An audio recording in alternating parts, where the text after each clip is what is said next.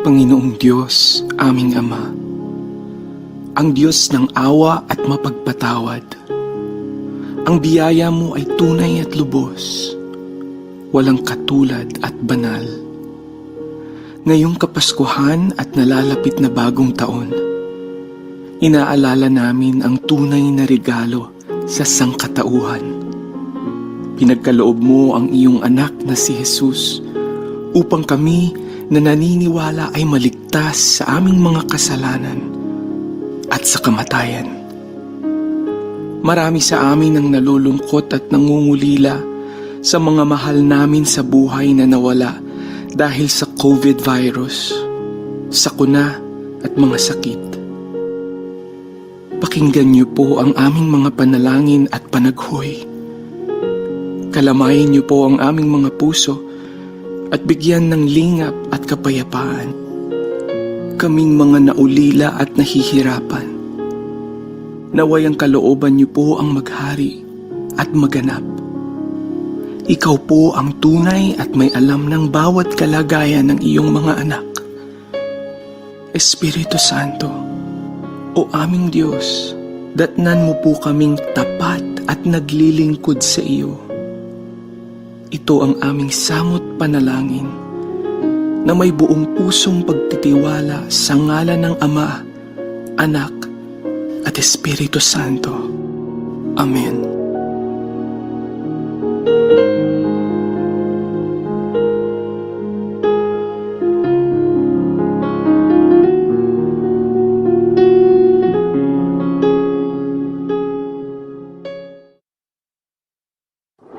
Naghahatid saya sa mga Pinoy, mga kanta at programang Tatak Pinoy. Napapanood at napapakinggan kahit saan ka man. Streaming worldwide. In South Manila, this is V81 Radio.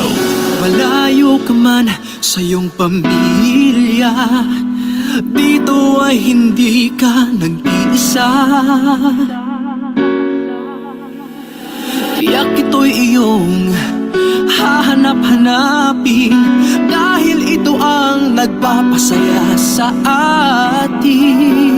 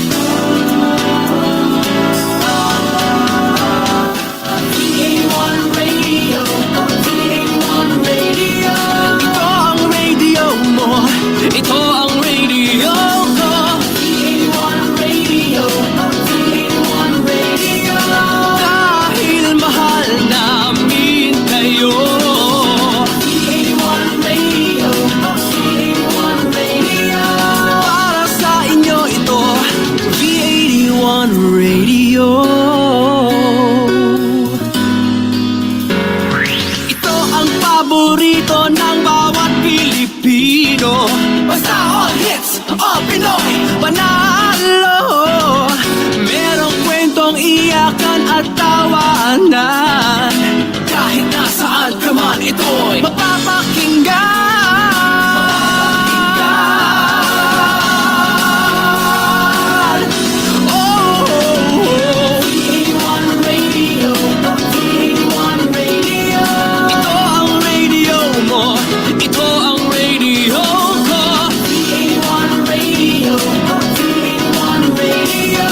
Dahil mahal namin kayo.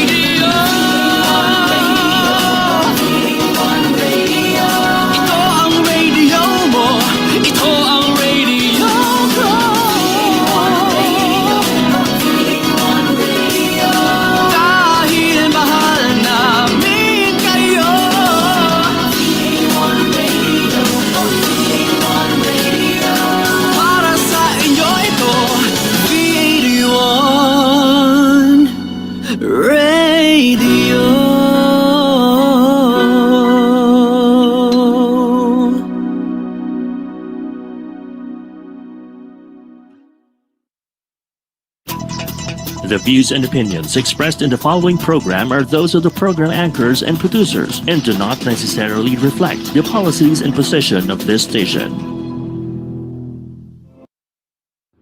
Buckle up and get ready, set, and go. Join Sports Girl anchor Nicole Ganglani as she dives deep into the lives of athletes, fitness personalities, and enthusiasts from the sports industry. This is Sportswatch, only here on V81 Radio, Manila.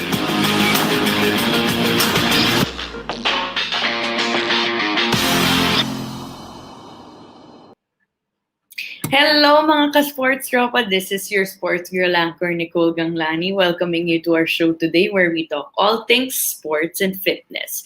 Buckle up, get ready, set, and go. We're here to put the spotlight on different athletes from different sports to hopefully inspire you to be better every day. So we're down to our last episode and wow, what a season it's been. How time flies. You've noticed in the past few weeks or episodes that we've got to interview different athletes from different sports. So this week, I've called a guest from a sport we've yet to cover, which is tennis.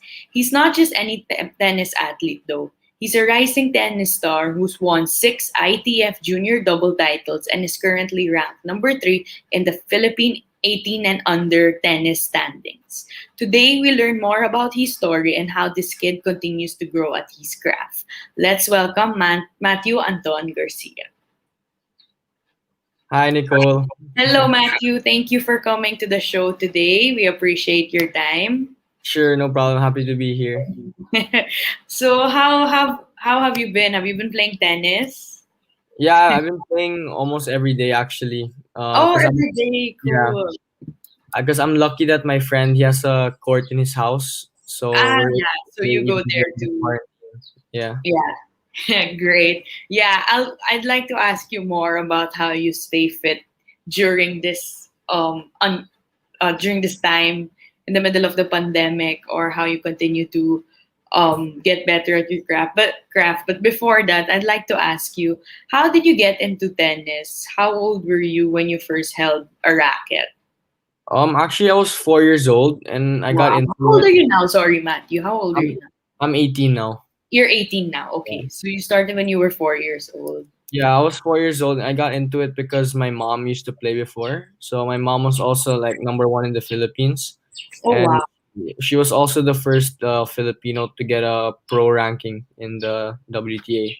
So, Nice. yeah, so she really she started me off in tennis, swimming, golf, and football first. Oh wow, that's a lot of Yeah. sports. So I was like playing a lot of sports, and then Yeah.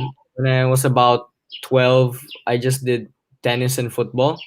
And Okay, you narrowed it down to tennis and football. yeah, and then I eventually just decided to pursue tennis. So yeah. Yeah.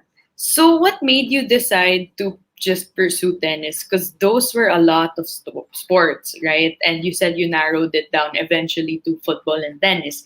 So what made you like tennis so much that it was part of your top two narrowed down sports? Yeah, I don't really know what it was, but like I just always really loved it. Like even before when I was playing tennis and football, like I Yeah. always enjoyed just going to tennis practice more, I think. And so I don't really know what it was, maybe because my mom played or I don't know. But my dad also played football, so I guess I had both of like the Yeah, genes. you had both of those. But Yeah. but yeah, I just really enjoyed playing tennis more. Like I really enjoy also watching tennis. So Yeah.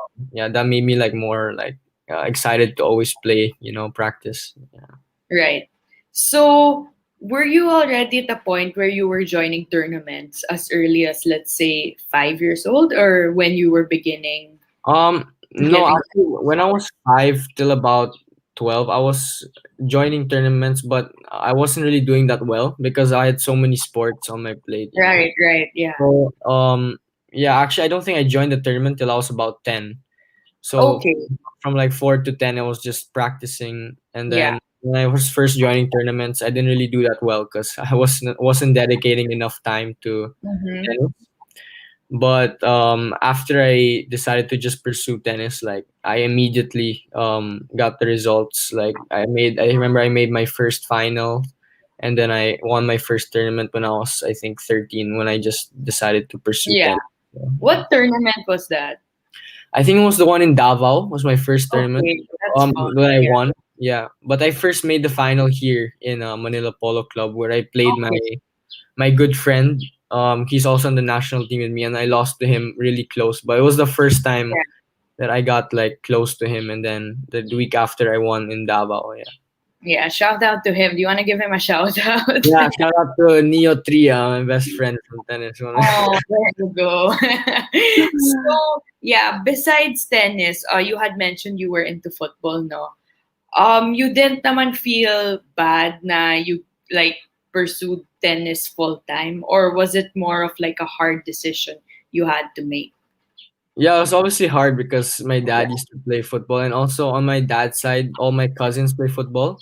So I have like I'm an only child, but I have 17 first cousins, and Wow, most 17, that's a just lot. on my dad's side, yeah. So all of them play football, so it was kind of hard just to like tell them that I wanted to do tennis because Yeah, that's what everyone was doing. Everyone was doing football, yeah, and of course, like I was a bit shy to tell my dad that, but yeah, after I told them like this is really what I want to do, they were really like supportive of me, and yeah.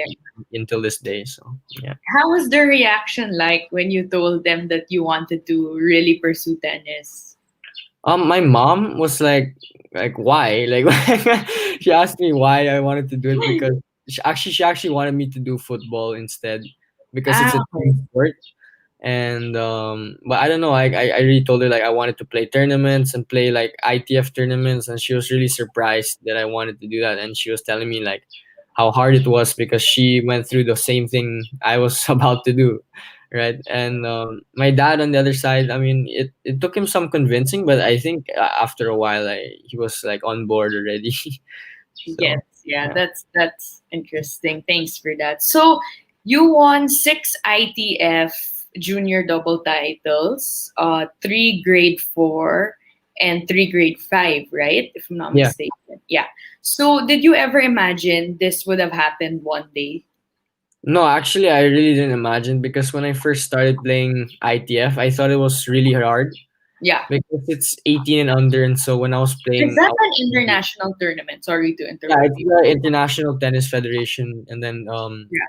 they have it for juniors, so it's 18 and under. And so when I was playing at 13, I was like always losing in the start because everyone I was playing was older than me. So I Oh, never really expected to like even get to 400, which is my ranking. Like I was like way, I think 1,800 before. yeah. So Because you just started, right? yeah, and then Yeah. even in doubles, I never expected to win a doubles titles because I was so bad at doubles before. Yeah. Like, and then I don't know, just by playing more tournaments, my doubles improved. Yeah. So I never really expected to win it, but it was a really good like surprise to me. Yeah, nice. Congrats on that, by the way. And you're now ranked third, right? Yeah, well, actually, I can't really play national tournaments anymore because I'm 8. I'm turning 19 this year. But Yeah, yeah.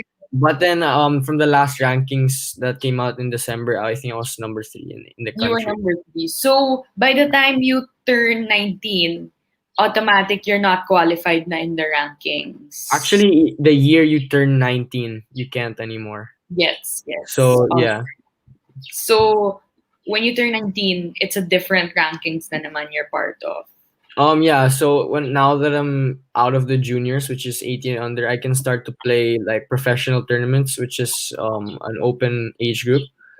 And I started signing up for some of those in Egypt and Tunisia because you have to start off in like these slower tournaments first. But yeah, it's kind of hard to travel right now, so I'm still Yeah. seeing how we Yes. can get to play Yeah. some tournaments. Yeah. Yeah, yes. So, going back to how you won the ITF Junior double titles, were these all in the same year or it came differently? No, I remember in 2018 I won 2 in a row in Sri Lanka, and that Okay. was the first time I won a tournament, Yeah. ITF tournament. And I won it with the same partner from Thailand. Mm-hmm. And then in 2019, I believe I won. I think I won 4 in 2019. In Fiji, Japan, Wow. Manila. You've got to travel the world. That's Yeah. so fun. Yeah. It's actually a really good experience that I got to travel so many places.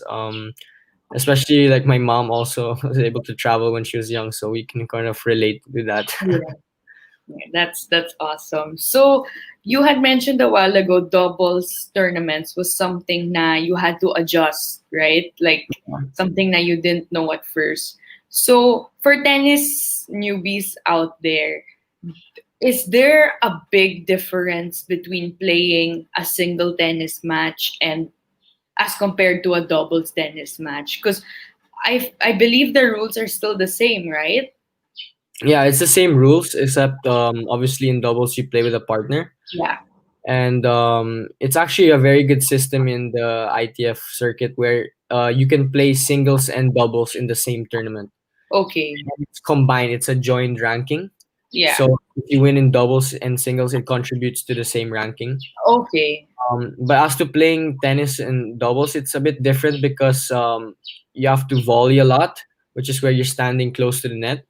And Yeah. in singles, typically you're behind the baseline. So it's a different dynamic in doubles. But yeah, What do you prefer? Do you have like a preference? I don't know. Like I used to not like doubles at all, but since I won all those tournaments, I guess it's like more Maybe fun. it's your yeah. Yeah, it's more fun because it's less tiring and you have someone you can like communicate with, so it's I think more exciting. Yeah. Thanks for that. So, how was it like being a member of the Philippine Junior Davis Cup at 2018, right? Yeah, no, that was an incredible experience. I remember I worked really hard to qualify because they only took the top three in the 16 under category. So I remember the summer before that I was playing a lot of tournaments to bring up my ranking, and it was really stressful because I had to play almost every week. But eventually, when I got into the team, I was really happy. And the two people who were with me, they're very good. They're one of my closest friends, and I Right. think we finished eighth out of Yeah. 16 in the Junior Davis Cup. So I think we did quite well considering it's a very competitive Yeah. tournament. Like That's people true. from all countries and all the top juniors were there. So it was an Yeah. incredible experience. That's a good accomplishment. So, I'd like to see your photos. Can we roll out Matthew's photos, please? Yeah, sure. Yeah. There we go. So that's you. Yeah, this is in Hong Kong. I I remember remember the the singles singles match match in the in first the round first there. round there. It's actually one of my Actually, one of favorite my favorite play, play Hong to Kong. Hong Kong. Oh, Oh, in that's in Hong Hong Kong. Kong. Did you Did you represent the represent the Philippines Philippines then? then? Actually, Actually, I I don't represent the represent the Philippines. Philippines. The first The time it first time it was was in in the the Cup. Cup, And and that that And this is and this in is in Singapore, Singapore. another Another idea. idea. I remember just really Just really hot hot there. there. But yeah, But it was yeah, it was one of my one of my practice practice in in Singapore, I think. Singapore, I think. okay, Okay, next. next. So this So is this is Malaysia, Malaysia Philippine team Philippine team for the for junior the day. junior day. As you can As you see, can there's see, there's Neo Neo and our and number our one number one um, um Miko Miko Ayala. Ayala. He's He's the the about about 100 100 units. And then this and then this coach, coach, my my coach right coach now, right now, is is 8-0. 8-0. And he was And he was one in the one in the Philippines. Philippines. And then And then the next. there. Okay, this one was in Manila. So it was actually, well, I think the most special tournament for me because I won it here in I wouldn't say my home court, but Yeah. It's still it's still kind of my home court because it was here. yeah. So yeah, I remember this one was really special because I injured my wrist in the Oh, and so I had to switch like places with my partner. I had to stay on the forehand side, and so I was really surprised that we were able to win, considering my left wrist was pretty much done. But yeah, this one was probably my favorite tournament. next. Oh, there you are. Yeah, And this one was in Sri Lanka with my partner Tanapat. yeah. It was the first time I won the ITF there. So it was a 2 week tournament, and we won both weeks. So we played Yeah, really well. Yeah. nice. And then the next one. Okay. This one is in Guam, in the Hilton Hotel. And this one I also remember was really special because I went to Guam 3 times before, and I lost like first round every time. And so the last time I went there, I think I got to the quarterfinals in singles, and then we won the doubles. So Nice. really happy to to Yeah. finally get a win in Guam. And the next. Yeah, this one is in Fiji with the same partner I won in Manila from Yeah. Japan. I think his name is Noritaka Koizumi. Yeah. And as you can see, the trophy is pretty cool. It's like a Yeah. map. But yeah, I remember this tournament was in Fiji. It was really far. So um, Do you guys get to pick your partners or is it assigned to you? yeah, we can pick our partner as long as they're entered in the same tournament. So yeah, Okay. that's good. And Yeah. then the next. So this one is the same partner again from Japan, and this time it was in Miki City in Japan. So we won the G4 doubles there. I remember the final was crazy because we won like really long 3 hour match, and it was like 16-14 in the third set tiebreak. So Yeah, I we can barely imagine. won. Yeah. Yeah. And the next one. That's So your this goal. yeah, that was my coach Mark Reyes, who was traveling with me from Him. tournaments. And yeah, I owe my achievements to him because he worked so hard with me. And even today I still see him. It's just that he's supposed to be leaving for China to work there, so we had to stop working together. Yeah. And the next one. Oh, so oh wow. Okay, so those are great photos. Parang it went through your career and achievements so far. So thanks for that. You look really well traveled because of tennis, huh? Like it really has gone to different places around the world. Where have you competed in? Wow. In Asia, I've been to Singapore, Indonesia, Japan, Thailand, Wow. Australia. Um, I guess that's Oceania, but I've been to like so many countries in Asia, and then Europe. I've been to Portugal, Spain, For Denmark, Norway. tennis. Yeah, yeah, Damn. and yeah, a lot of countries I can't remember anymore, but definitely a lot. Damn. How was that like just traveling because of tennis? Was that a lot of pressure or was just fun and you got to play the sport carefully?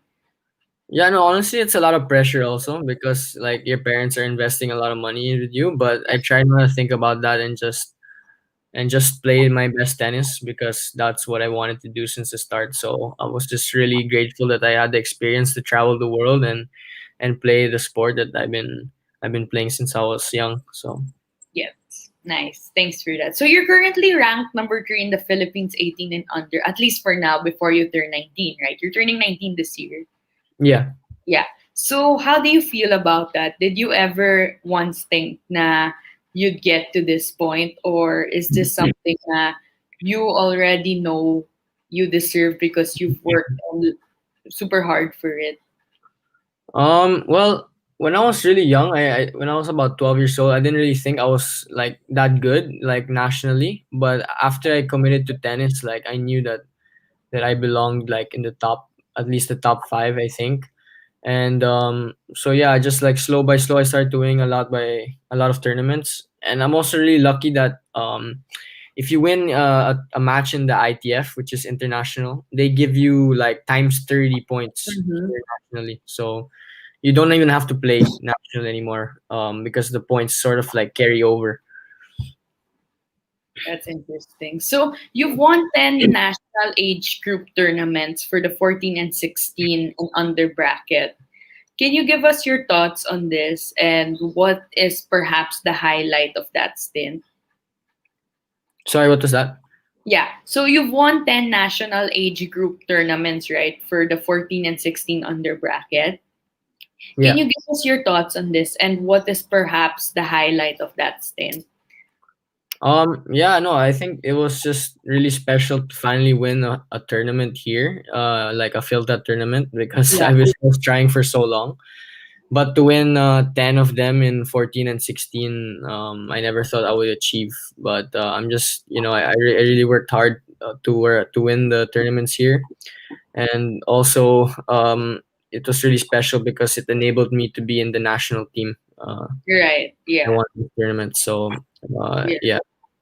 Can you walk us through a typical tennis tournament? Siguro the national tennis tournament where you get to represent the country. How's the vibe like? Is it intense because you're facing a different country and you really want to win for the country? Is there some sort of pressure that comes with it? Yeah, for sure. When I played the Junior Davis Cup, I remember my coach said, "You're playing," and I didn't expect to play the Yeah. first match, and so I was really, really nervous. My first match, and I was just really happy to win.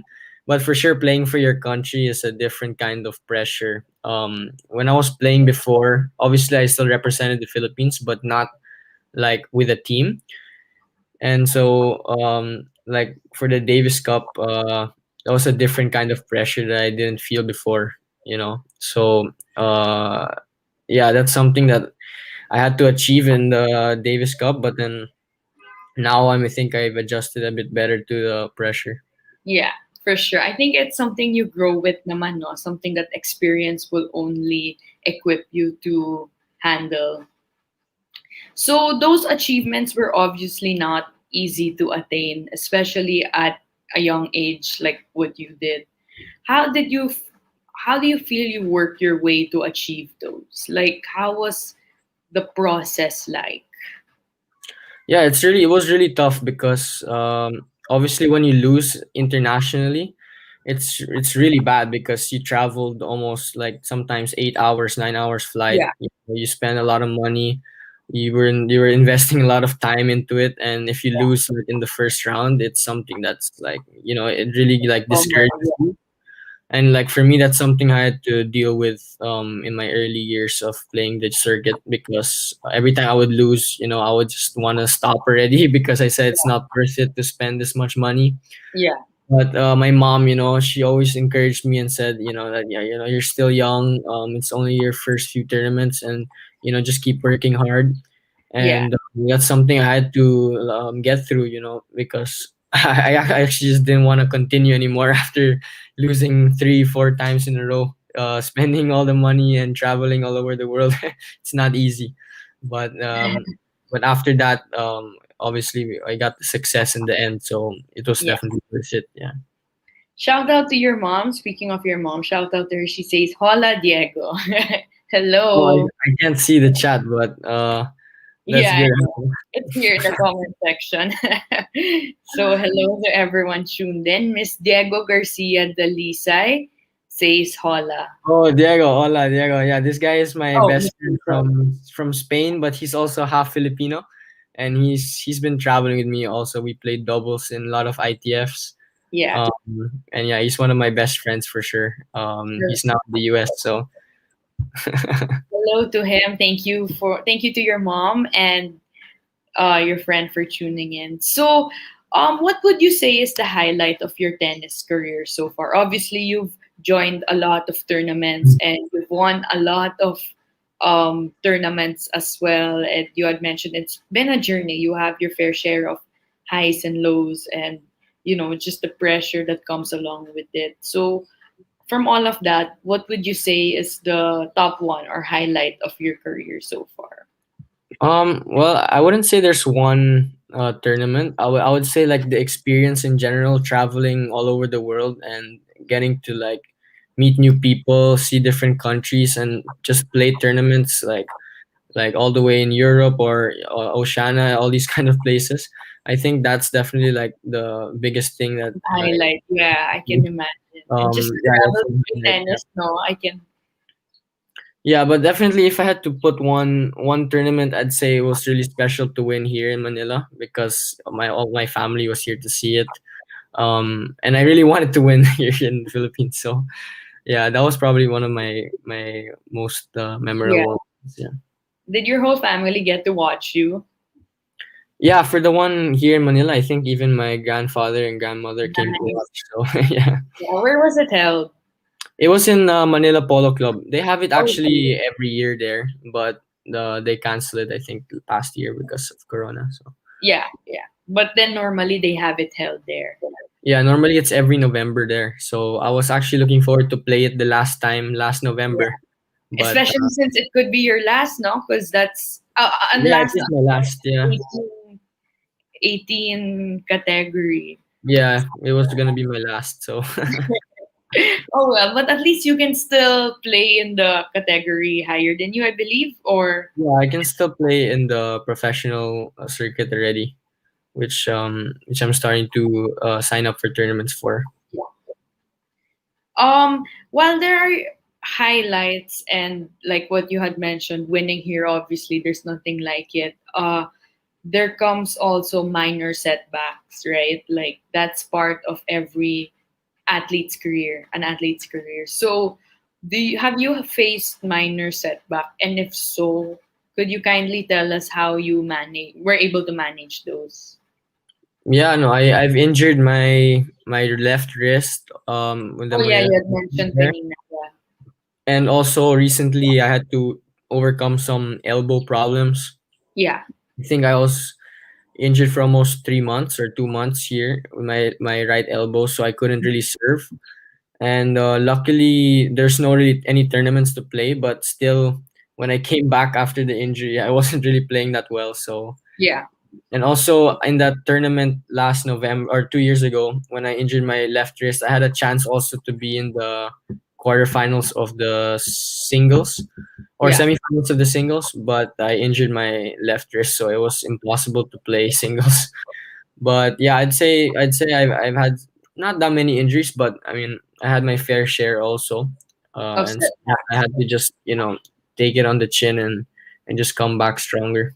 yeah, like what you had said, parang it really mentally at least, or even physically while the injury is happening, it could take its toll, no?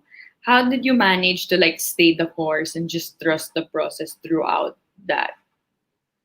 Yeah, it was tough, but at the same time, I was quite lucky because I could still play, so I wasn't completely out. So at least I could still play.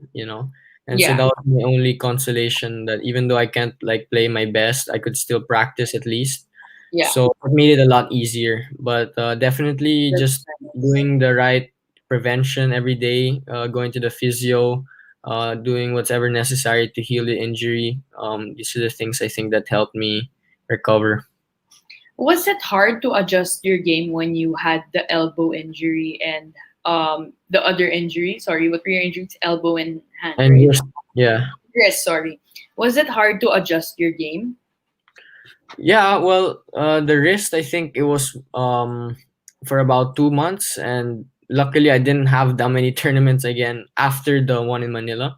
Mm-hmm. So it took me some time again to get the strength back in my left hand, but other than that, I think it wasn't anything crazy. But the elbow was definitely tough Yeah, because because you use the elbow a lot, I believe. Like that's yeah, your main. especially on the serve, it's a really important shot in tennis because you start the point with the serve, and so when I injured my elbow, I couldn't hold my serve like at all. So it was something we had to work on, like just keep strengthening the muscle again. And then I obviously put a lot of hours into serving just to get Yeah, back the consistency on the serve. So it was definitely tough and frustrating at the same time because I I know can how much better I imagine. can play, but didn't allow me Yeah, to play I my think best. that's part of it, naman, and it's great how you still manage to play through it. So, good job on that. Thank you.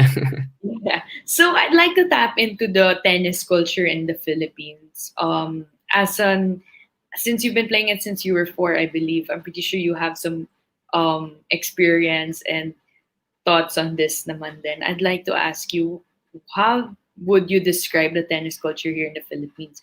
Would you say we've grown over the past few years, or there's still room for the sport to thrive here in the Philippines?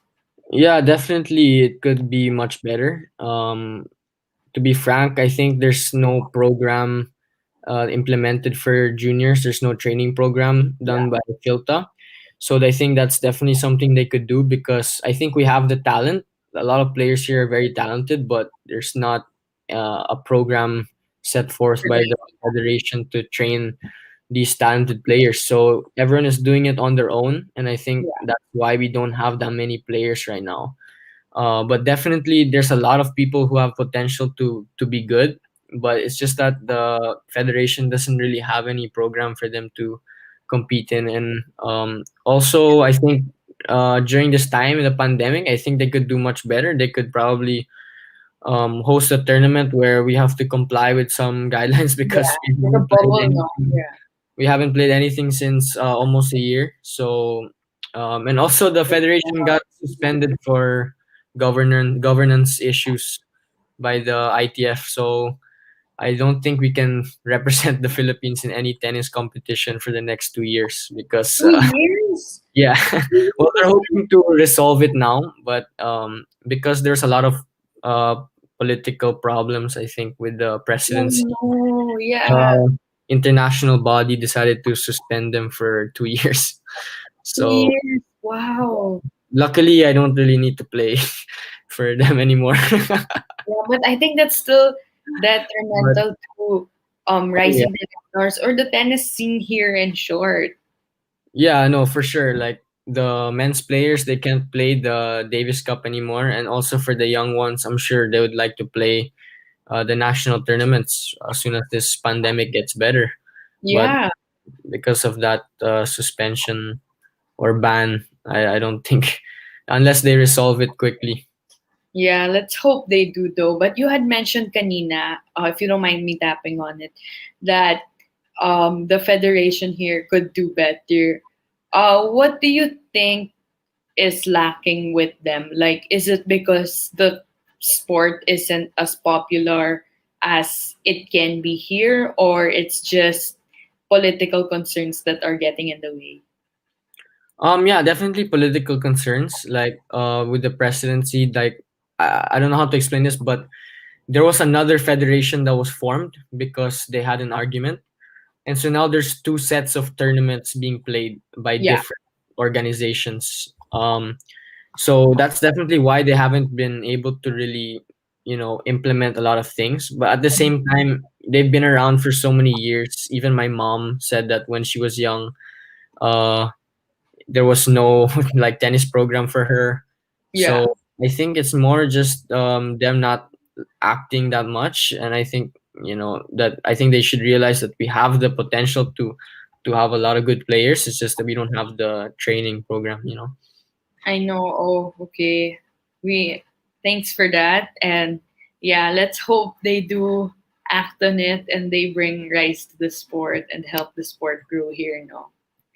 Yeah, So for speaking of growing the sport, obviously as someone who's done it for years and years now, I'd like to ask you advice to perhaps rising tennis stars like how you were one day or tennis kids. How would you advise young tennis athletes to reach their potential at the sport, just like what you did or what you're currently still doing?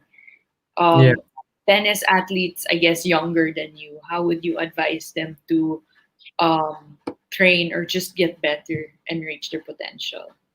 I think number one is just to maintain the passion for the sport. I think because that's number one. Because you're not gonna have a good day every day. You're gonna have a lot of bad days for sure. So I Yeah, think just maintaining the passion for the sport is really key for the young people because that's what's gonna motivate you to work harder every day. And also I would say is to like just follow your dreams. Like if you wanna travel, then just work hard and keeping up the motivation to reach your goals. I think. thanks for that. So, for you naman, obviously COVID has brought about limitations to all of us, especially also athletes, right? Like a lot of training hours time has been taken away, venues have been closed, and there's so much rules to comply by. Some rules don't even allow sports to happen. Like it happened during the first few months of lockdown, I believe. So how did you adjust and how do you continue to just train, especially with the limitations ongoing right now? Yeah, it's really hard. Like specific venues where I used to train, like they don't allow guests to come in, Yeah. only members.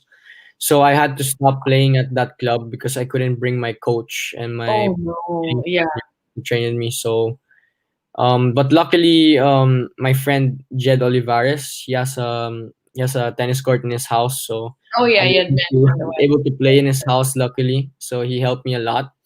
But it's definitely tough because now in another club we can bring guests, but we have to wear masks when we play. When you So play, how's that yeah, like? yeah, we just wear it like on the chin, and it doesn't really do anything, but they just want us to put it on. So it's definitely tough for sure because of all the regulations now. But Mhm. yeah, I've been pretty lucky to have a friend who has a court in his house for the Yeah. most. Yeah, That's great. At least you still get to train amid the pandemic, no? yeah, for sure. Yeah. So normally I ask my guests the life lessons they get from their sport and how they apply it in everyday life, because I'm a firm believer that what you learn in sports, the values you pick up, the characteristics, the experience, that's something that you can also unleash or just embody in the real world. So I'd like to ask you, are there life lessons or even the most important lessons you've picked up from tennis that you've been able to apply in your everyday life, be it in school or just as a family member or basically your everyday life? Yeah, for sure. I think playing tennis has taught me to bounce back when I'm down. So I Yeah. think in life, definitely you're gonna have like rough moments, and I think sports teaches you to just keep fighting through that, and that there's always gonna be, you know, like light at the end for you. And also, I would say that it teaches you a lot of discipline. Like I think now in my school, I think just going to practice every day teaches you to just get things done on time. So I try to like bring that onto my academics also. Like I try to pass my work on time, and I think that's a trait that I got from playing tennis. And I would also say that traveling the world also makes you more like well-rounded. You understand different cultures, I think, and you just know your way around, I'd say. So there's a lot of things I think I learned from tennis. Great. Thanks for that, Matthew. And last, before we go to break, I'd like to ask you if you were to give advice to a young tennis player, someone that's younger than you, about how to pursue the sport or basically how to just drive or like how you like wave blazed your trail just like what you did, what advice would you give? I think I would just say just to, like maintain the passion for the sport, and also if they can go abroad to train like what I did before. Last year I went to Spain to train for 7 months. So Wow, I 7 months away from yeah, Manila. yeah, yeah. So I would definitely recommend to travel and get training abroad because unfortunately here we don't really have the necessary training program to get kids where they need to be. So I would definitely recommend if they have the funds to go travel and get better training because that's really how you're gonna improve, I think. So continuous training, maintaining the passion, and just staying the course is what really helped you throughout your career now. So we'll Yeah. hear more from Matthew, but let's first take a break. We'll be back shortly. This is Sportswatch, only here on V81 Radio, Manila. Connected ka na ba para laging updated sa mga bagong shows, promos, trending news, viral videos, events, o patok na OPM hits? Just follow us on Facebook at V81 Radio Manila. Simple lang, itype lang ang letter V81 Radio Manila. O, di ba madali lang? Kaya i-like at i-follow na. Want to see who will bring home the win? Get ready for Napalm Music Awards.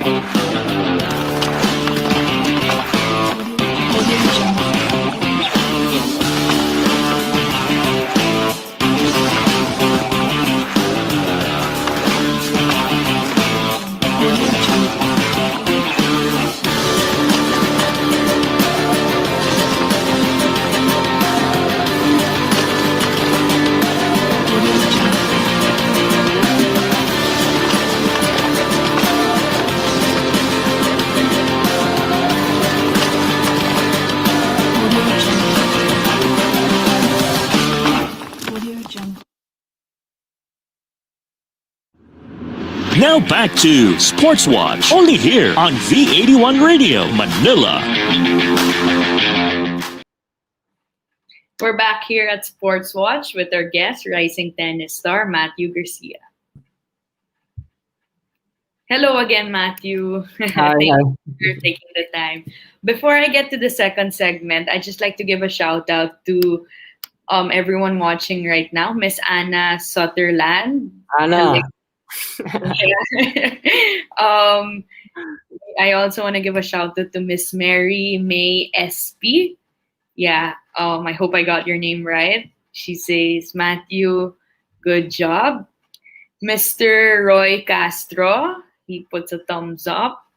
Thank you for tuning in. And Mr. Marvy, he says, he tags you and your mom, I believe, with a heart emoji. So, hello to everyone and thank you for tuning in today. So, Matthew, I'd like to ask you more about your life outside tennis and basically also how you continue to just like what you had mentioned a while ago, maintain the passion for the sport. I'd like to ask first, what do you enjoy most about tennis that keeps that passion burning in you? Um, well, I think it's more for like all tennis players. It's just the love for the sport that keeps you going. But I just really enjoy practicing, to be honest. Like, Yeah, you don't really have to force me to get on the court and practice, which I think is really good for people who want to get better. Because if you are always dragging yourself to training, then it's quite hard because you don't really like what you're doing. yeah, So I'd say like just practicing in general is what like keeps me. It's really fun for me. yeah. So it's really easy for me to get myself to practice. How long are your practices normally, or is it like a different time each day? Like it's a flexible kind of thing.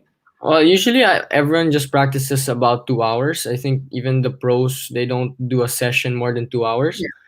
But what I was doing in Spain is I was playing morning and afternoon. But since here I have school, I only play in the afternoon. Right. But usually in like the pros they play in the morning for 2 hours and in the Yeah. afternoon. For me, here I just practice for 2 hours. Yeah. So you're currently a student, right? 12. Grade 12. So how do you balance your time? I think if I'm not mistaken, grade 12 is the graduating batch of every school, right? Are you about to graduate? Yeah, I'm a senior now. Yeah. So as a senior, how do you normally balance your time playing tennis and going to school? Yeah, it's tough. Before when actually it was tougher before because I was missing almost 40 days of school a year to travel. So I had to make up a lot of like assignments and all of these kind of things. But now with the online program, I think It's it's easier. easier because I don't know, you don't have to be in school, so you Yeah. can sometimes they give you shorter class time or sometimes you just have more free time with the online. So I think it's easier now. But it's still tough to keep up because you're always tired from training and to get yourself to do assignments after training is Yeah. really not that easy. Yeah, I think that's a different dimension that people really don't see so much about athletes, no? How they balance their everyday life, especially while still focusing on getting better at their sport. I think that's super underrated and that's also a challenge, I believe. So good Yeah. job in that regard. Speaking of free time, besides tennis, what else are you into? Well, like I said, I play football. Yeah. I You still still play. play football. I still Okay. play with my cousins Yeah. sometimes. And then now, just in the past like month, I've been starting to play golf again. It's something. It's actually quite fun. So Yeah. I play golf, football sometimes, and then I also play chess.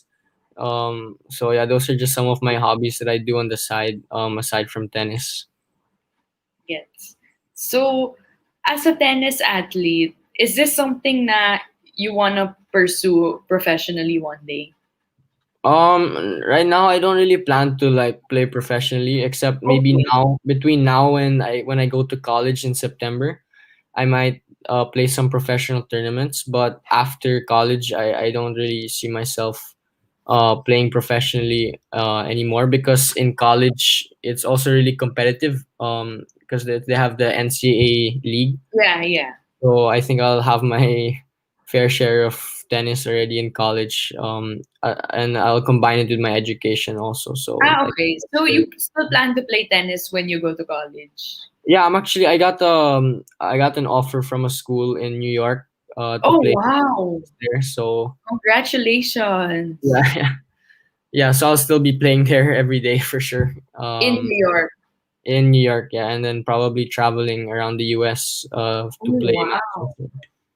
So you have your eyes set on studying college abroad na. Yeah, I'm planning to leave in August to go to school Oh, in wow. Hofstra University in New York. So yeah, I'm really excited for that. And hopefully, Congratulations. thank you. Yeah, That's a big achievement. Wow.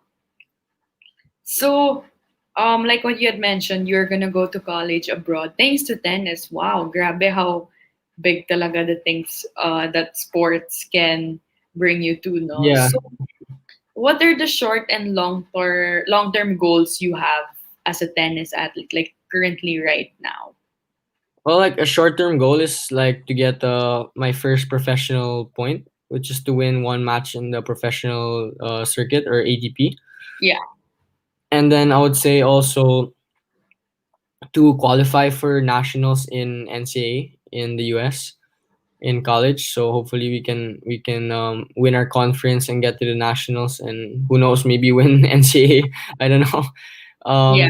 And in the future, I'd also definitely want to play for the men's team in the Philippines, the Davis Cup team.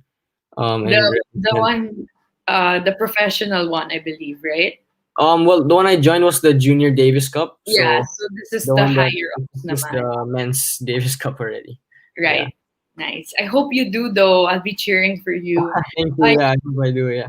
yeah, you had mentioned the ATP system. Can you just walk us through how that works? Like, how do you get points for that? And what's the highest of the highest achievement for that? Like, how do you thrive in the ATP system?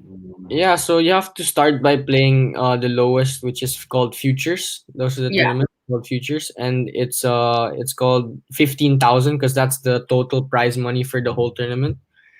And for you to get into the draw, you need to win 3 matches in the qualifying rounds, and then you qualify for the main draw. And in order to get an ATP point, you must win 1 match in the main draw. So you have to win 4 matches to get a point. And of course, the biggest achievement is to win, I think, a Grand Slam. There are 4 of them, I think, Yeah. which is either Australian Open, French Open, Wimbledon, or US Open. So that's like the highest achievement I think you can attain. So by the time you go to college, you can start na quote unquote collecting points or like just garnering the point system under the ATP format. Yeah, I could still play tournaments, ATP tournaments in college, but then my focus is just gonna be to play for the school most of the Right, time. So definitely, I because won't really that's be what, playing. yeah.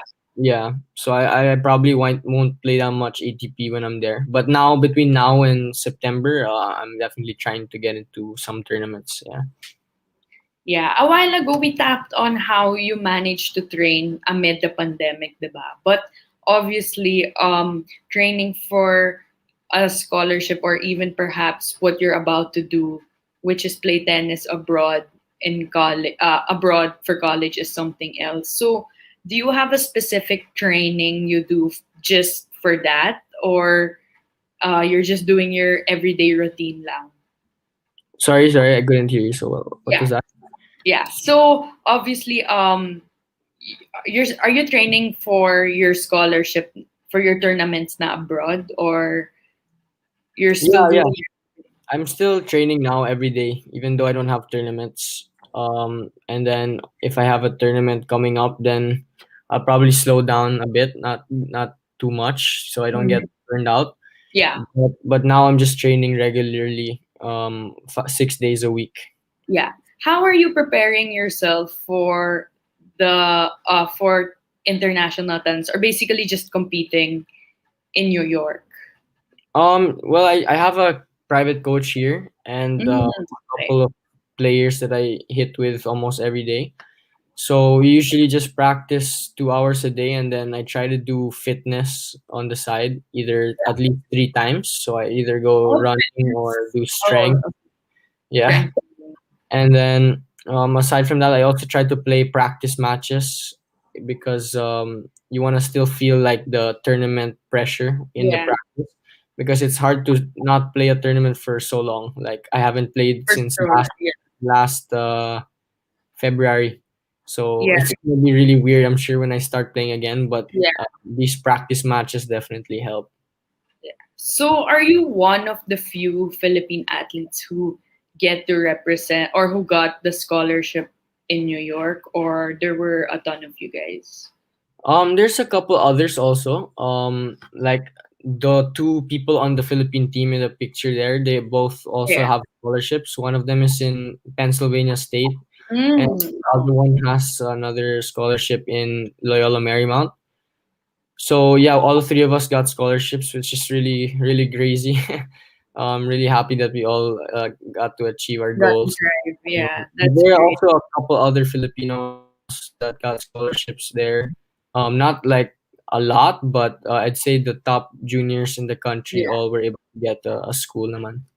that's great. I hope that opens the eyes of the tennis federation here, or it gives them some sort of idea that wow, we have young kids or even high school students striving in the Yeah, sport. So, congrats to you and some of your teammates in that regard. yeah. Because we have so much like potential Our here. talent, But yeah, that's great news. Yeah. So, I'd like to ask, what's the highest attainment a tennis player at your age can achieve? Like, is it in a tennis in the tennis culture? Is it the standings that really say, oh, where you are at as a tennis player, or there's more to that? yeah, it's basically based on rankings. So it's the biggest achievement is to be number one in the world. Yeah, And also, like I said before, it's to win a Grand Slam tournament. Like those are the two biggest achievements I think in tennis. And even 18-year-olds can achieve this. I think Rafa Nadal won the French Open when he was 19. So there's some people who even do it at a young age. that's interesting. So, if you were to advise a young tennis star, or perhaps someone who wants to get into tennis, who do you think they can watch or maybe expose themselves to just get to know the sport a little more, or to just learn the sport, especially at this time? Yeah, I think Nadal is a great example because he never throws his racket. He always has a good attitude on the court. He always fights really hard, and I think he has the best like mental strength on the tour. So I think like he's a great example for young kids out there, and also I think Federer also. They're both like really cool. They don't get angry, so they're definitely good ambassadors of the sport. Yeah. I noticed you mentioned like the importance of composure or athlete behavior on the court, no? So with that, I'd like to ask you, if you were to pick the values that the sport has taught you, what would they be? The values. Yeah, Um, yeah, it teach me to be, I guess, calm under pressure. calm Uh, under pressure, I like that. well, Yeah, it's easier said than done. I always tell myself like I'm gonna be positive this match and all that, but you never really know because things can change so quickly in tennis, and then you get frustrated. So, but I think yeah, it just teaches you to be patient and to be calm. Also, I think. under pressure. Yeah. You mentioned a while ago that Nadal, for example, is someone who young kids or tennis people who want to get into tennis should look up to based on just his composure on the court, how he doesn't throw a racket like what you had mentioned. Yeah. tennis is obviously a mental game as well, right? So, in that regard, how do you train yourself mentally naman? If you're able to train yourself physically so well, how does is training yourself mentally any different? Yeah, it's really different, and I think it's quite hard to train yourself mentally. But I'd say it really comes with experience. So playing a lot of tournaments, like, also is gonna make you mature more mentally and be more composed on the court. So that really comes with just playing a lot of matches. And also, like I said, playing practice matches to kind of like simulate what's gonna happen in a match also really trains your mental side, because it teaches you what to do in a training session, what would you do in a tournament. Gets. So, how would you coach a person who wants to get into tennis? What are the basics you'd have to teach them first? Would you start with the mental side of things, or you'd first teach them the basic of physical tennis training?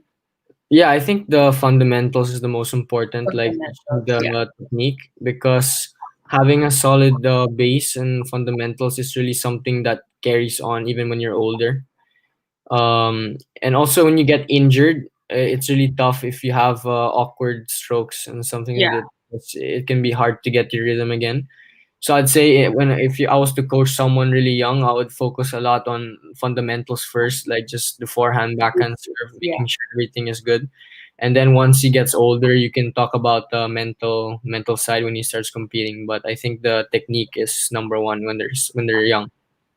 Yeah. How long did that take you to master? Um, well, I mean, until now, I still need to like adjust certain things, but I think I've been lucky to have like good fundamentals from my mom. Also, I've been seeing her play when I was young, so she also helped me a lot, and I had like very good coaches. So I'd say having the fundamentals is like really important, and it took me, I mean, until now, so that's 10 years or more. 10 years in the making. Yeah. Yeah, I bet like just perfecting that fundamental core aspect of it all because it's rooted. Everything's rooted from there, no? Yeah, it really is. I mean, obviously, it's not the only thing that matters. I mean, there are Yeah, professionals there that don't have the best looking strokes, yeah, but they still win, And but I'd say for the most part, it really helps if you have good fundamentals. right. So from all the tournaments you've participated in, besides the tournament where you won here in the Philippines in front of your family and at your hometown, what would you say is the toughest, and why was it the toughest, basically? The toughest tournament for me. Yeah, yeah, Uh, I'd probably say in Hong Kong is really tough because it's a nice place and everyone wants to go there. So the competition is really really hard.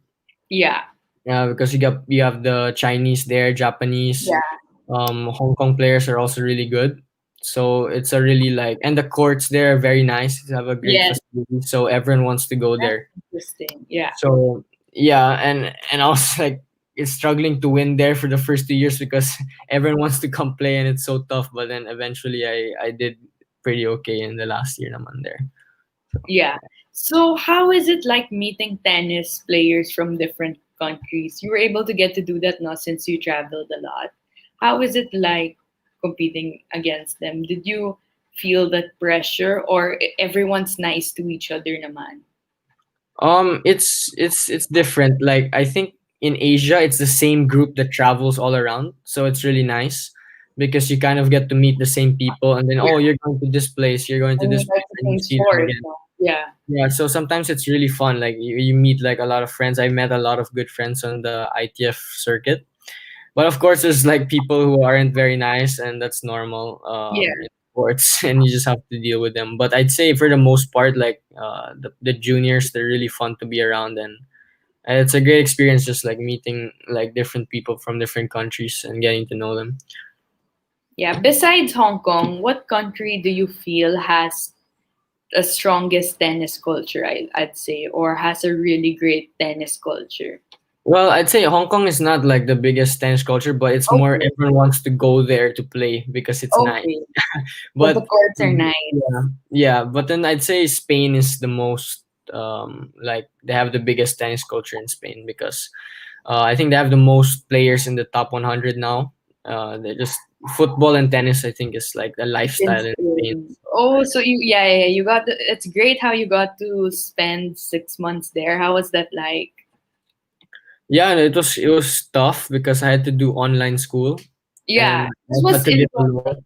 2020, 2019. 2019. Okay. So, Yeah, so yeah, go ahead.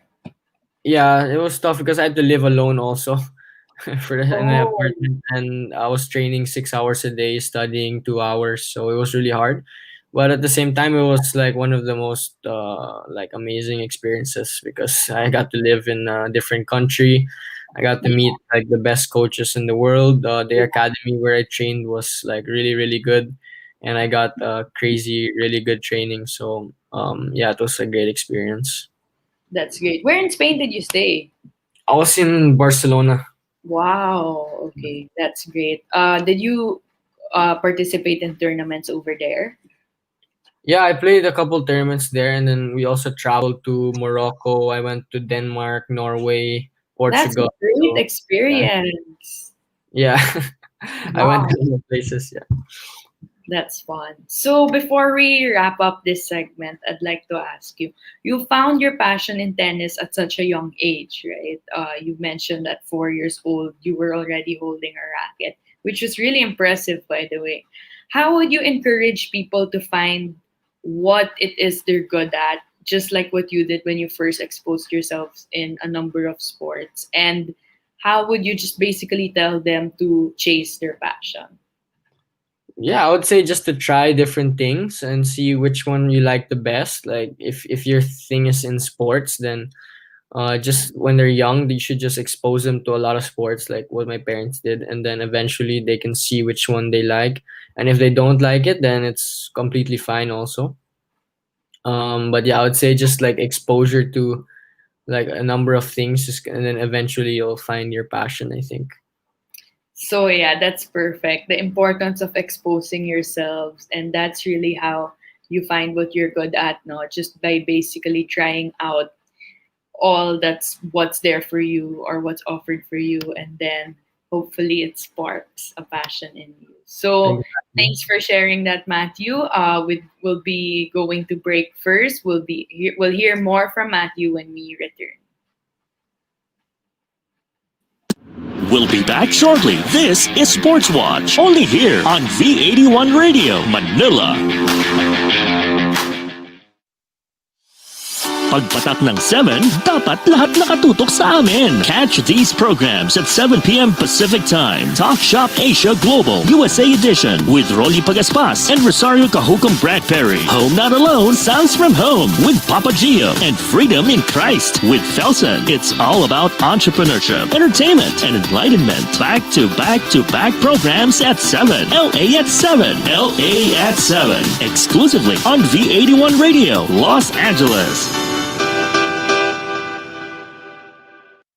Kabayan, nahuhomesick ka ba? I-download na ang aming mobile app at mag-enjoy sa mga kantang Tatak Pinoy and feel like you're home. The V81 Radio mobile app, available in the App Store and Google Play Store. V81 Radio mobile app, free now, free forever.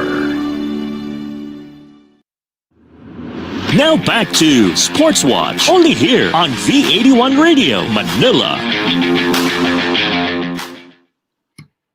Okay, we're back here at Sports Watch with our guest today, rising tennis star Matthew Garcia. Hi, Matthew. So, for one of our last segments, I normally play the rapid fire with my guests, and they normally find this as the most challenging part. Hopefully, it doesn't challenge you though. But basically, the rules of this is that I ask you a question super fast and just tell me what comes in the top of your head. No pressure though. I just answer anything That I want. comes to your head. Yeah. Okay. Basically. Okay. Ready? Yeah. Okay. Biggest lesson tennis has taught you? Discipline. Discipline. Love that. Yeah. Have you caught yourself like applying that in real life? Like when you do certain things outside of tennis, do you catch yourself saying, "Oh, thanks to tennis, I know how to do this"? Yeah, like I said, in school it really helps me a lot because even my teachers, like they're like asking why like the athletes are submitting on time when they have less time to complete it because they're training. But it's really because like we have the discipline to like train, and then we carry it over to like completing our assignments, and also just like packing your own bag Yeah, for like tennis trips and organizing your own things. I think it teaches you to be disciplined with that. yeah, that's nice to hear. Favorite opponent slash school to beat? Opponent. Yeah, or basically school to beat or to go uh, because of the challenge. I don't really know if I have a favorite opponent, but I really like playing my friend Mick Balse because like Shout out to him. Yeah. we play the same way, so I really like practicing with him. Because he just has a lot of Where's rhythm. he He from? plays. He's from here also, but now he's studying in Washington State, East Washington State Oh University. wow, So yeah, nice. That's awesome. So yeah. all a ton of you naman get the scholarship to compete abroad. I'd say we're like because we had a really strong batch, I think, last year and this year, so a lot of people are going abroad, but usually it's really rare. That's but in the encouraging. but in the Yeah, past 2 years, I think a lot of us went. So yeah. thanks for that. So what's the first word that comes to your mind when you think of your career so far? My career, I would say um satisfied. I'd say I'm satisfied. Obviously I would have liked to achieve more, but I can also say I never thought I would achieve this much. So I'm really happy with what I achieved. Obviously like with COVID took away Yeah. almost 1 year from me, basically 1 year, my last year to play juniors. But even though I'm still happy with what I achieved, because I was able to attain my goal, which is to get a scholarship in the States. So Yeah, yeah, that's definitely a big achievement. Um, Hardest subject in school. hardest subject, right now it's geography. I don't know why, but I would probably say math, but in Math. the recent times, I don't know. I'm taking like this higher HL geography class that's really tough in Okay. brain. So me and my classmates are like kind of struggling. Yeah, what is it about geography? Like, what you guys learning right now, if you mind me Um, asking? it's like we're learning a lot about like cultures and stuff, like businesses. Like we talk about a lot of things like NGOs, like the G20, G7, like these kind of organizations and how they like like I don't know, do their job. I have no clue honestly. Is your class still ongoing or are you on break? No, I still have class. We just got back from the Christmas break 2 weeks ago. Right. So while there's that hard subject, I believe there's a favorite subject of yours. What would it be? I really like science, so yeah, Right. I think science is my favorite subject, and also Spanish is really fun for me also because well, it's easy for me. So yeah. Spanish, yeah. Who are some of your tennis idols? For sure, Rafa Nadal. And then also, I really like this Russian player who was training in my academy. His name is Andrei Rublev. He was in the top, I think, 50 last year, and Yeah. then he made it to the top 10 now. So I think, and I saw him training every day in the academy I was in. So Oh it's really wow. inspiring what he did. Yeah, How was it like being in a front row seats watching your idols train? yeah, it was crazy, crazy, like a great experience. Like it really motivates you to want to get as good as them, I would say. And I've been really lucky to watch Nadal and Rublev. Oh yeah, I was just about to ask you. Yeah, how's it Yeah. like watching Nadal? Yeah, and Nadal was like, it was an amazing experience. I remember I watched him on my birthday because we were traveling in Mallorca. So on my birthday, I got to see him practice in his academy. So That's yeah, an it was awesome great. birthday gift. Yeah. So a while ago, I asked you the hardest or uh, favorite opponent to go with. Next naman is favorite person to play tennis with or favorite teammate. Oh, favorite teammate? Or is there I'd say, or maybe teammates so you don't like. yeah, I'd say like the people who were in my Davis Cup team, Neo Tria and Miko Ayala. They're my closest buddies in tennis, and also Mick Balse, the one who I said is my favorite to play with. So Yeah, yeah, right, shout out to them, hopefully they're tuned in so they can see yourself in the yeah. Hopefully they're watching. so where do you see yourself 10 years from now? No pressure to think of like a long form, just basically your dreams for yourself 10 years from 10 years from now, hopefully I'll be working. I also wanna like do coaching on the side. I think I'd like to be a tennis coach also on the side. And also, it's been my dream to open like a tennis shop with all the equipment because I'm really passionate about that. Like the equipment, all the gear and stuff. So yeah, hopefully, like doing a business something to do with tennis, or if not, it's also fine. now. Thanks for that. Yeah, those are really fun jobs around the sport. Like I know a lot of athletes who um, have centered their future just because they played that sport. Like I had Jamie Delange. I'm not sure if you're familiar with him. He's a skateboarder over in the show a couple of weeks ago, and he had mentioned that because of skateboarding, he was able to open. He's able to work at a skate shop where he sells equipment. So hopefully you get to also one day. That's Yeah, absolutely yeah. I would love to open a shop. Yeah, in New York, or where do you want to open it? Whatever. Well, I wanted to do it here, but there's not much market for it here. Yeah, So maybe if I could do it in the States, that would be great. But I'm not too sure yet. yeah. Favorite comfort food after a tennis match? Burger for sure. Burger. Yeah, I love burgers. Especially like Five Guys. They had it in. Oh, in the States. Yeah, I haven't tried They that. also had it in Spain. What? So Sorry. they also Sorry. had Five Guys in Spain.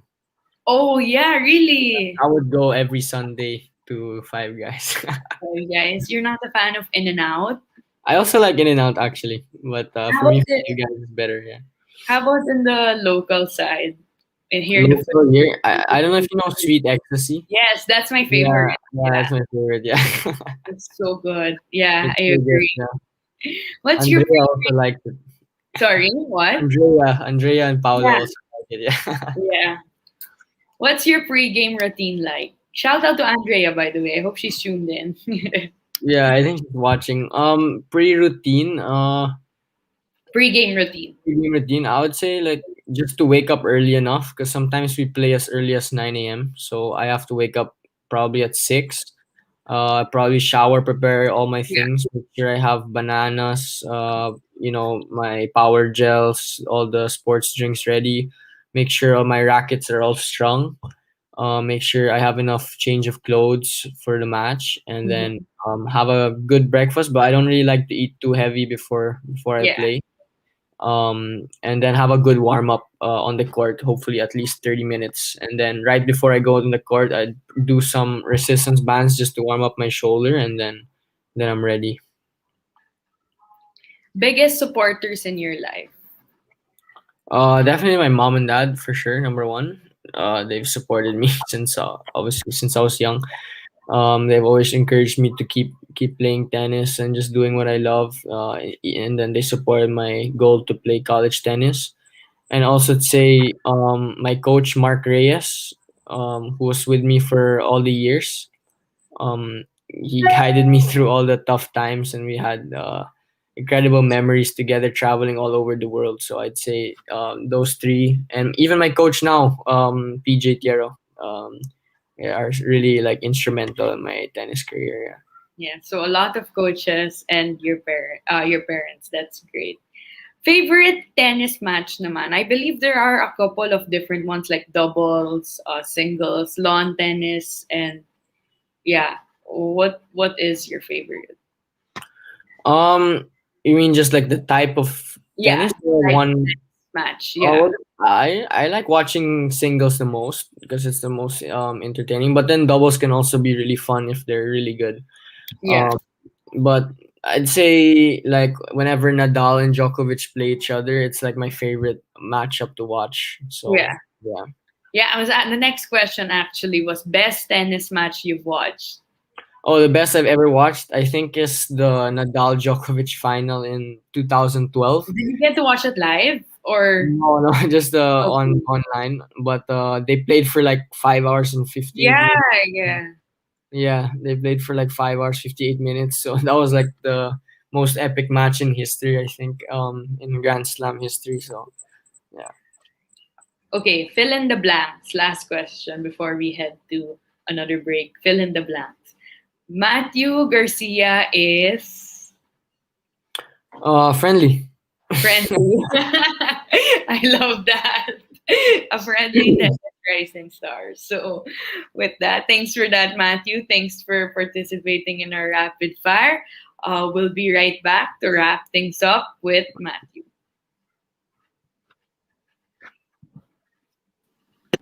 We'll be back shortly. This is Sports Watch, only here on V81 Radio, Manila.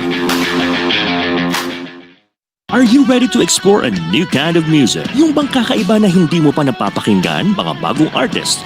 Nagugulat sa inyo sa kanilang awit at tugtugan.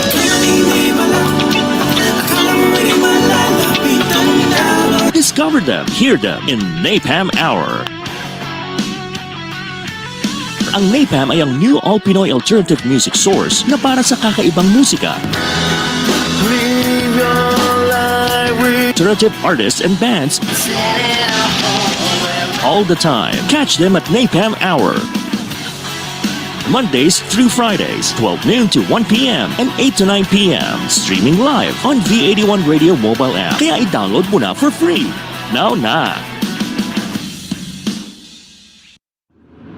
Now back to Sports Watch, only here on V81 Radio, Manila. Okay, we're back here at Sports Watch to wrap things up. Let me bring out my guest for today, Matthew Garcia. Hi again, Matthew. I think you're on mute. Oh, sorry, hi. Hi. No worries. Thank you again for taking the time today. It was really fun learning about your tennis career so far, your stories, the tournaments you've competed in, the challenges, and of course, how you managed to rise above them and some of the highlights of your career. So, thank you for sharing that with us today at Sports Watch. Yeah, no problem. Thanks for having me here. Yeah. Hopefully you can be back again. Yeah. When you're in New York. One day. But anyway, Matthew, before I let you go, I'd like to ask you, what advice would you share to young kids or aspiring tennis players one day to hopefully achieve such big things, just like what you did one day? Like, what would you tell them? I would just say to enjoy the sport. I think that's the number one. Enjoy the sport. Work hard. And yeah, that's basically much it. Just enjoy the sport, work hard, and just keep chasing for your dreams. I think that's the most important thing.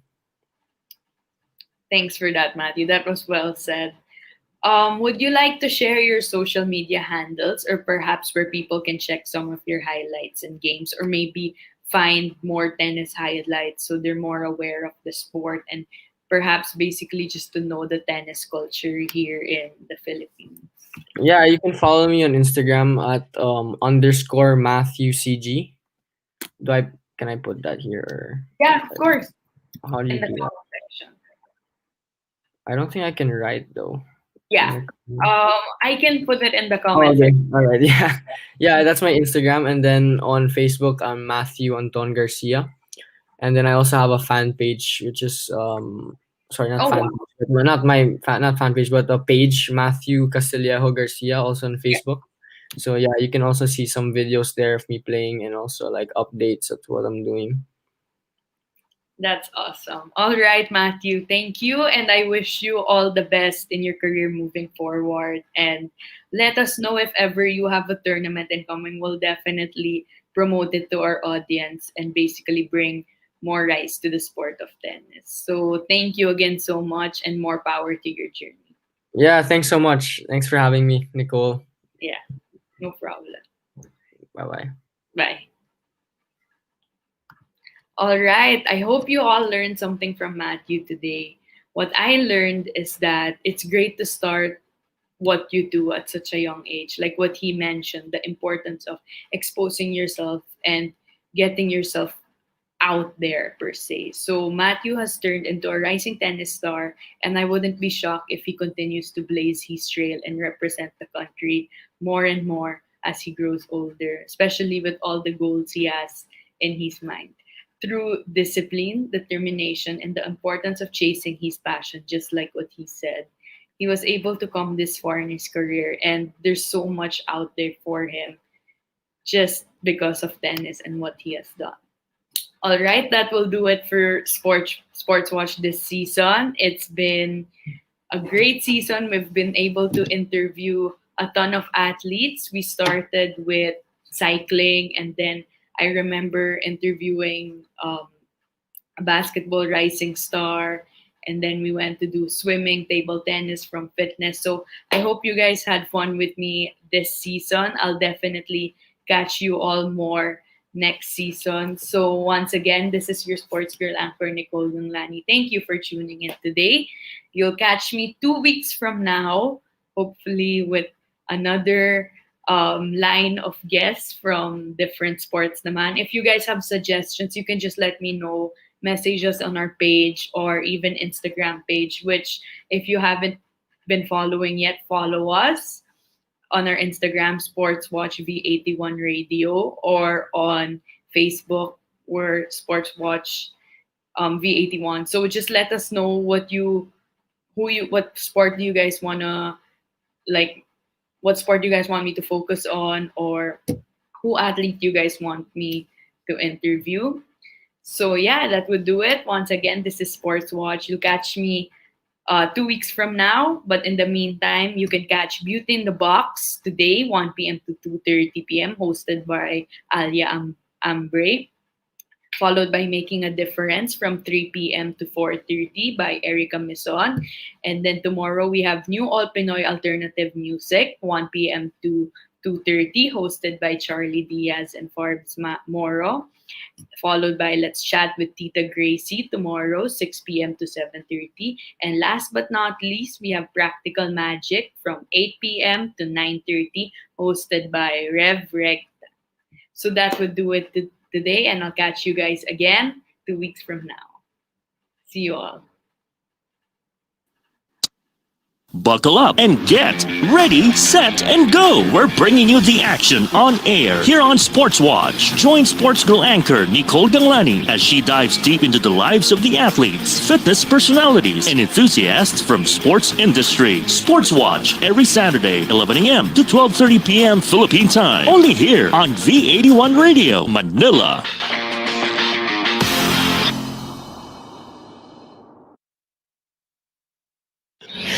Tunog Pinoy, Tatak Pinoy, your all hits, all Pinoy digital radio station in South Manila. This is V81 Radio. Ito ang paborito ng bawat Pilipino. Basta all hits, all Pinoy, panalo. Merong kwentong iyakan at tawanan. Kahit nasaan ka man, ito'y mapapakinggan.